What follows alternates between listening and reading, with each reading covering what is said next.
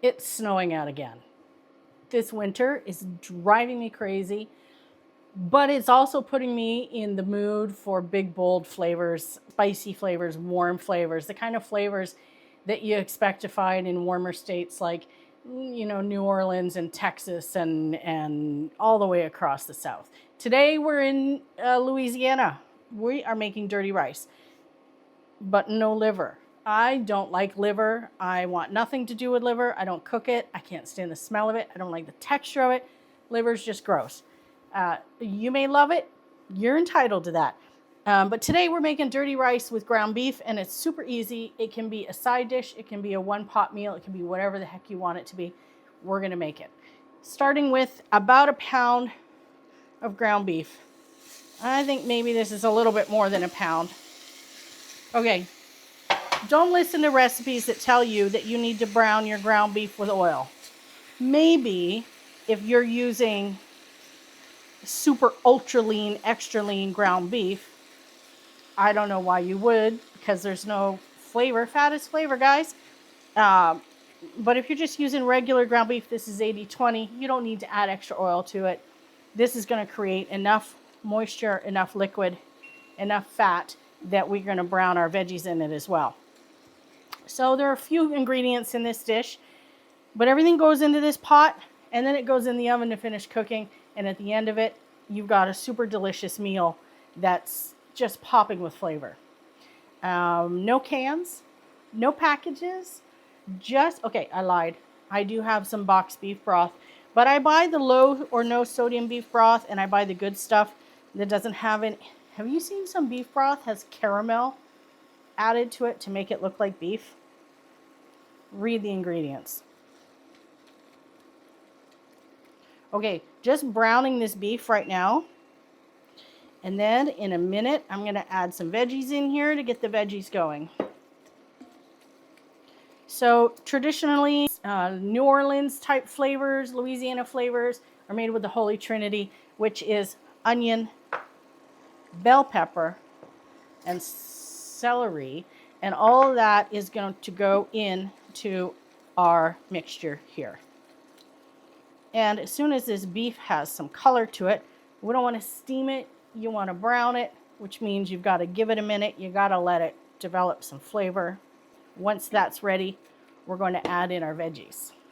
Okay, I'm turning the heat up really high. There's a fair bit of water in this ground beef, and so my ground beef is steaming rather than browning. Have you noticed that lately in the grocery stores? I don't know, they're injecting the beef with water, and so you're paying for water weight instead of ground beef weight. It didn't always used to be this way. What do they call it? Shrinkflation. I see that name thrown around a lot. Okay, I'm just going to let this evaporate a little bit, and I'm going to help it. I'm going to pull some of it out, and I'm going to put it into this dish. It's a French onion soup dish. But I'm just going to help it because this would take too long to evaporate. So I am going to help it along here because I don't want to wait for all this liquid to evaporate. So almost done. Couple more spoonfuls. That'll be good. I mean, you can leave some of it in the bottom, but we are just going to be adding back beef broth, so it's not really that big a deal. What you want to do, though, is be careful you don't leave too much behind because the ratios are set to cook 2 cups of rice. Now we got sizzle. That's a good sound. Okay, onions go in next.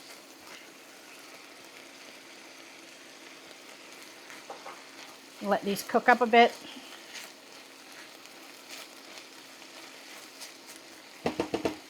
You want your onions to soften up.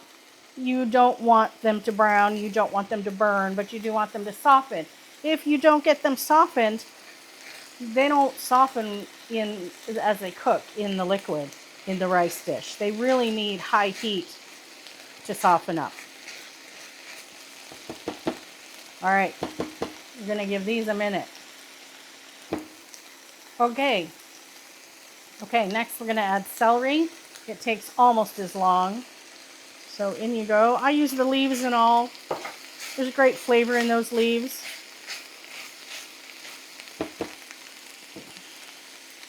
So I have like spatial issues. I thought this pot would make a lovely dish and it would look great, and it's going to be too small. So I'm going to have to swap this pot before I put it in the oven, because rice expands when it cooks, and I'm going to be in trouble if I use this dish with the rice in the stove. So don't worry, I'll let you know in the recipe, which I will link below, exactly what size dish to use so that you don't have a shrink problem the way I do. Okie doke. Onions are getting soft. The beef is getting some color. You can tell it's just caramelizing nicely on the bottom of the pan. Celery is doing its job. In goes the green bell pepper. You want to use green bell pepper. I think it would be too sweet if you used red bell pepper. You'd get a nice pop of color, but it'd be too sweet. Okay, what else we got going on here? I had some oil on standby in case my beef was super lean, because I buy it in bulk and then I package it in like 1 pound blocks. So I don't know if this was like extra lean or 80-20. I didn't know. Like if it was 90-10 or 80-20, I don't remember. So I had some oil on standby just in case, but I don't need it. Okay, next, garlic. In you go the garlic. It's about 3 cloves, big cloves. No garlic. Don't use garlic. The garlic industry is going to hate me. Garlic does not have enough flavor for this dish. I don't care if you put half a bottle in it, it just doesn't have enough flavor. When you start smelling that garlic, you know you're ready to go with the next steps. I've got 1 tablespoon of Cajun seasoning. You can just use your favorite. Let it hit that high heat for a minute. That really helps the flavors develop. It's called blooming the spices. I've got a 1/4 teaspoon of cayenne. Don't tell my husband. He claims to not like it spicy, but he eats it all the time. And I've got 1/2 teaspoon of paprika. You could use smoked paprika if you wanted to. That would be yummy, but I'm not looking for a smoky flavor here. Okay, your paprika will burn on the bottom, so be careful. Okie doke. Then I'm going to add, I've got no I don't. I'm going to add enough beef broth so that I have 1 3/4 cups of beef broth. There we go. And then I'm going to add 1 3/4 cups of water as well. Measure properly. There we go. See what I mean? My pot is 1 inch from the top. Oops. Bay leaf. And then we're going to put our rice in. I'm going to season it with a good pinch of salt and pepper. And bring this up to a boil. And then I'm going to pop a lid on it and put it in the oven at 350 for about 20-30 minutes until the rice is nicely cooked. And then when it's done, I'll show you what it looks like. It'll be in a different pot because this one isn't going to be big enough. So come on back when it's done and I'll show you what it looks like. Okay, it's been about 18 minutes or so. I like my rice to have a little bit of firmness to it. I'm using long grain rice. If you're using a different kind of rice, you probably want to cut back on the cooking time. Like if you're using basmati, that'll cook in about 10 minutes. So watch you don't overcook your rice. I think mine's done. Let's check. Moment of truth. Let's see. I put the wrong lid on the pot. Good job. Doesn't matter. Woo! That looks perfect. Oh, yummy. It is just perfectly cooked. You know it's cooked when there's no water left in the bottom of it, but the rice is still moist. You don't want to cook the crap out of it, or you're going to end up with rice that is overcooked and dry. You want it to be moist and delicious. All right, we'll give it a taste test. I already know it's good. I know it's good because I did the recipe based on flavors that I remember. Yeah, that's good. A little bit of heat to it. The veggies have all flavored the rice. It's just simply delicious. All you have to do is throw a little bit of green onion on top to garnish it and serve.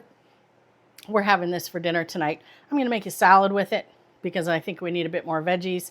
But other than that, dinner's ready in, what was that, under half an hour.